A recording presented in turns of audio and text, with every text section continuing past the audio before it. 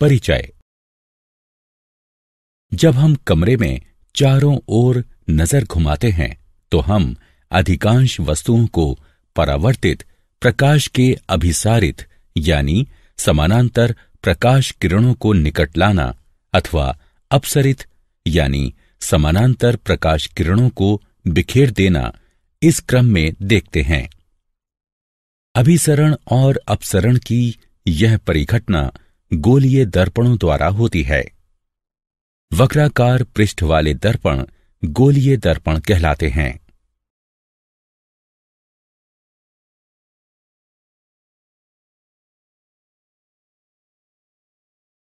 उद्देश्य। इस पाठ के अंत में आप निम्न करने में सक्षम हो जाएंगे। गोलीय दर्पणों को परिभाषित करना, गोलीय दर्पणों के प्रकारों को समझना, गोलीय दर्पणों के द्वारा प्रकाश परावर्तन को समझना, अवतल दर्पण और उत्तल दर्पण। अवतल दर्पण एवं उत्तल दर्पण के मध्य अंतर कर पाना। प्रतिबिंब कैसे बनाएं? दर्पणों की संकेत परिपाटी को जानना। आवर्धन को परिभाषित करना।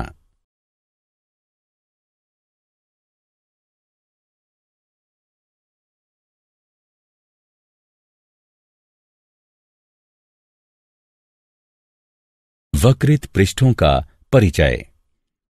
गोलीय दर्पण वह दर्पण होता है जिसका परावर्तक पृष्ठ कांच के किसी खोखले गोले का भाग होता है। गोलीय दर्पण दो प्रकार के होते हैं, अवतल दर्पण तथा उत्तल दर्पण।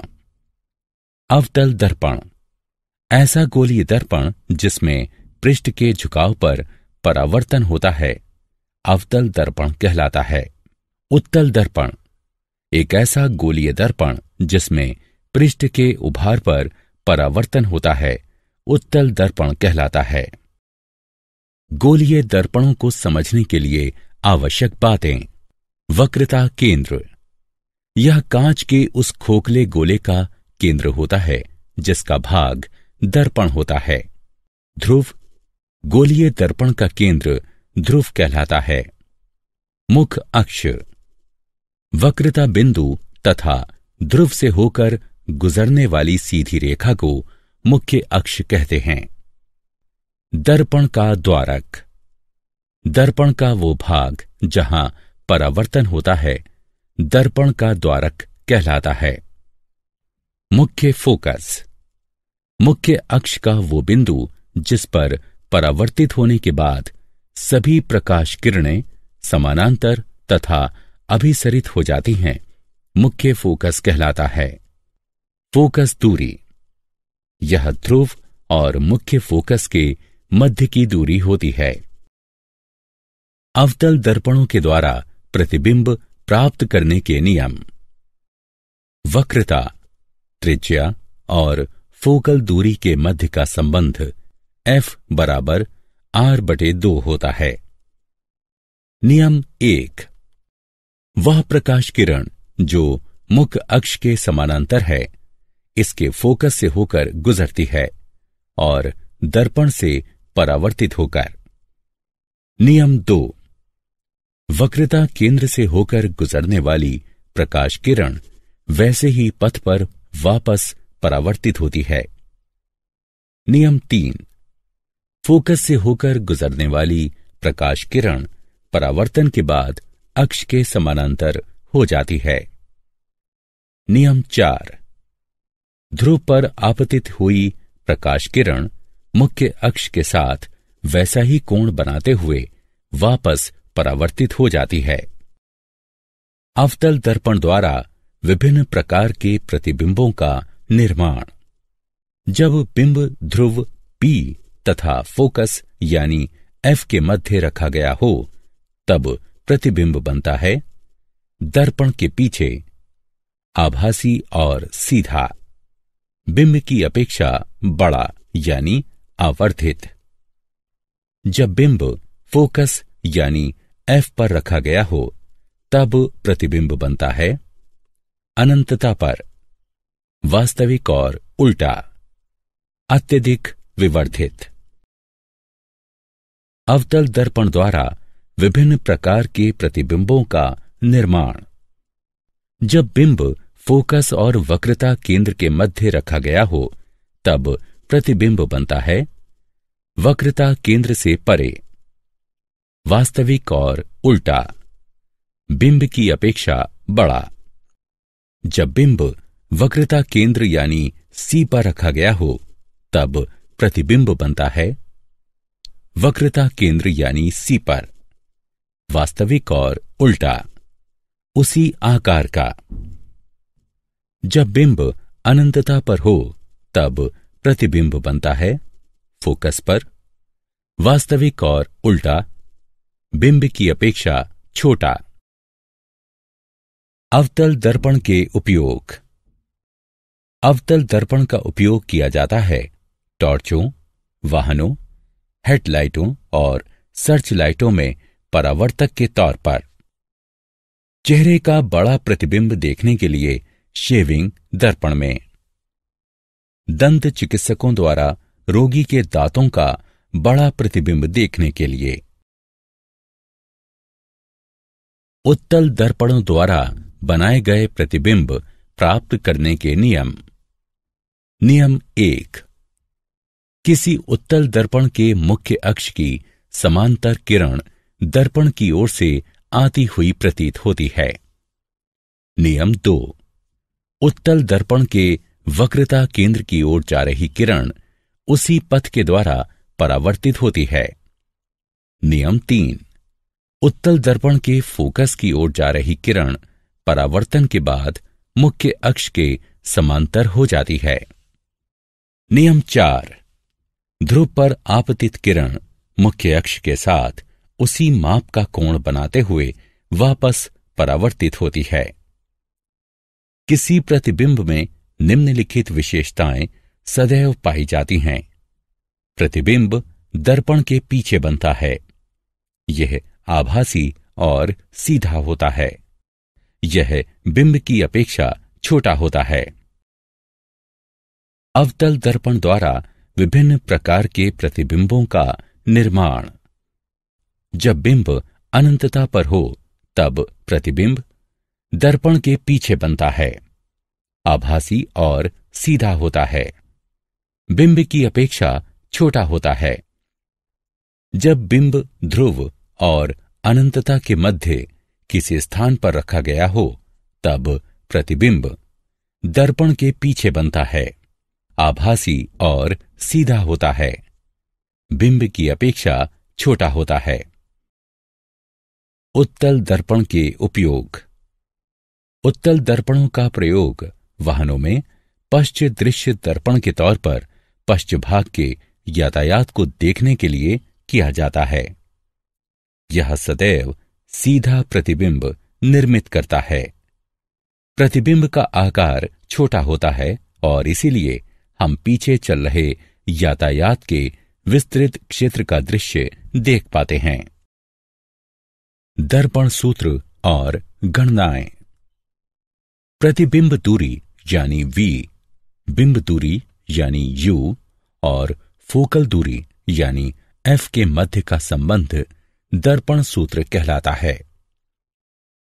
1/v जमा 1/u बराबर 1/f, जहां u दर्पण से बिंब की दूरी है, v दर्पण से प्रतिबिंब की दूरी है और f दर्पण की फोकल दूरी है।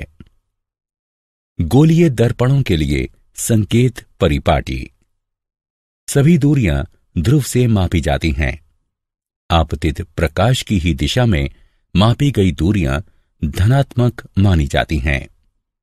आपतित प्रकाश की दिशा के विपरीत मापी गई दूरियां ऋणात्मक मानी जाती हैं। ऊर्ध्वगामी और लंबवत मापी गई दूरियां धनात्मक मानी जाती हैं। नीचे की ओर तथा लंबवत मापी गई दूरियां ऋणात्मक मानी जाती हैं। लेंसों द्वारा उत्पन्न आवर्धन। प्रतिबिंब की ऊंचाई और बिंब की ऊंचाई का अनुपात रेखीय आवर्धन कहलाता है। आवर्धन बराबर प्रतिबिंब की ऊंचाई h2 बटे बिंब की ऊंचाई h1, m बराबर h2 बटे h1। समीकरण 1। यदि आवर्धन में धनात्मक चिन्ह है तो प्राप्त प्रतिबिंब आभासी और सीधा होगा। यदि आवर्धन में ऋणात्मक चिन्ह है तो प्राप्त प्रतिबिंब वास्तविक और उल्टा होगा। रेखीय आवर्धन प्रतिबिंब दूरी और बिंब दूरी के अनुपात के बराबर होता है। m बराबर v यानी प्रतिबिंब दूरी बटे u यानी बिंब दूरी। समीकरण 1 एवं 2 को जोड़ने पर हम पाते हैं h2 बटे h1 बराबर v बटे u। दर्पण में रेखीय आवर्धन m बराबर घटा v बटे u और लेंस का m बराबर v बटे u होता है। लेंस की शक्ति। किसी लेंस पर पड़ने वाली प्रकाश किरणों के अपसरण अथवा अभिसरण के परिमाण के माप को लेंस की शक्ति कहते हैं।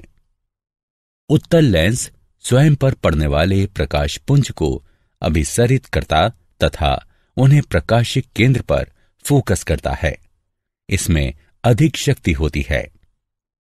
अवतल लेंस स्वयं पर पड़ने वाले प्रकाश पुंज को अपसरित करता है और इसे कम शक्तिशाली बनाता है। लेंस की शक्ति। लेंस की शक्ति को उसकी फोकल दूरी के व्युत्क्रम के रूप में मीटर में परिभाषित किया जाता है। लेंस की शक्ति बराबर 1 बटे फोकल दूरी। आवश्यक बिंदु। उत्तल लेंस की शक्ति धनात्मक होती है। अवतल लेंस की शक्ति ऋणात्मक होती है।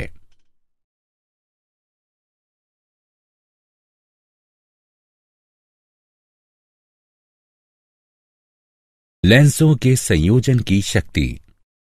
यदि कुछ लेंस निकट संपर्क में रखे जाते हैं तो लेंसों के संयोजन की शक्ति लेंसों की निजी शक्ति के बीजगणितीय योग के बराबर होती है। P बराबर P1 जमा P2। किसी लेंस की शक्ति की SI इकाई डायोप्टर होती है। इसे D अक्षर द्वारा व्यक्त किया जाता है। क्या आप जानते हैं प्रकाश अपने पथ में बिंबों पर भौतिक बल लगाता है। प्रकाश बल प्रकाश पुंज की शक्ति को प्रकाश की गति c से विभाजित करने पर प्राप्त होता है। ऋग्वेद में लिखा है कि प्रकाश 3 प्राथमिक रंगों पर आधारित होता है। तीनों रंगों के मिश्रण से ही दृष्टि के सभी बिंब बनते हैं।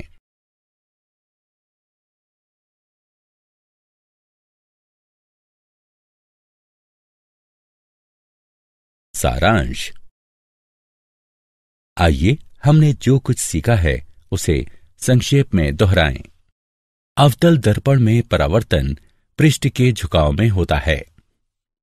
उत्तल दर्पण में परावर्तन उभरे हुए पृष्ठ से होता है। किसी गोलीय दर्पण की वक्रता त्रिज्या कांच के खोखले गोले की त्रिज्या होती है और दर्पण उसका एक भाग होता है।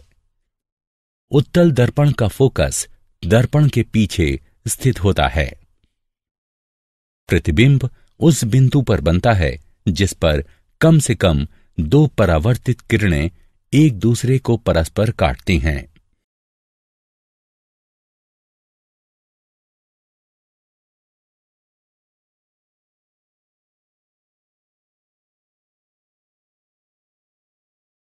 वास्तविक प्रतिबिंब सदैव उल्टा होता है और आभासी प्रतिबिंब सदैव सीधा होता है।